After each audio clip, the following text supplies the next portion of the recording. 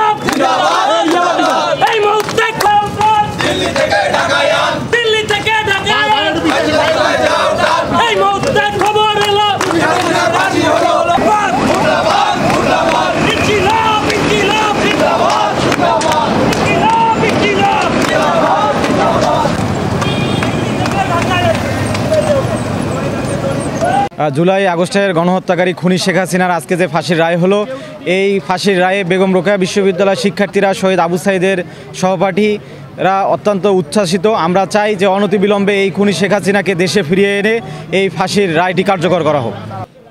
গত 17 বছর ফ্যাসিস্ট আওয়ামী শাসনামলে তারা গুম, খুন, হত্যা, রাহাজানি, লুণ্ঠন এবং দুর্নীতি যে পরিমাণ করেছে, সর্বশেষ জুলাই অভ্যুত্থানে তারা 2000-এর বেশি হত্যা করেছে এবং 30,000-এর বেশি আহত করেছে। তার পরিপ্রেক্ষিতে আমরা দেখলাম আজকে সেই খুনি হাসিনার রায় হয়েছে। আমরা অবশ্যই এই রায়ে খুশি। তার হত্যার মৃত্যুদণ্ডের যে রায়, এটাই এক্সপেকটেশন ছিল। সবথেকে বড় আদালত তো মানুষের বিবেক। এই বিবেকের জায়গা থেকে আমাদের মনে হয়েছে তিনি যে কাজগুলো করেছেন তাতে তার এই রায়টা হওয়াই সমীচীন ছিল। যার প্রত্যক্ষ এবং পরোক্ষ নির্দেশে আমার ভাই আবু সাঈদের বুকে গুলি চালানো হয়েছিল, সেই খুনি হাসিনার আজকে যে মৃত্যুদণ্ডের রায় হয়েছে, সেই রায়ে আমরা আবু সাঈদের সহযোদ্ধারা অত্যন্ত খুশি এবং আমাদের বিশ্ববিদ্যালয়ে আজকে আমরা মিষ্টি বিতরণ এবং আনন্দ মিছিল করতেছি। আমরা বলতে চাই যে অতি দ্রুত হাসিনাকে দেশে ফিরিয়ে এনে এই যে ফাঁসির রায়, সেই ফাঁসির রায় কার্যকর করতে হবে।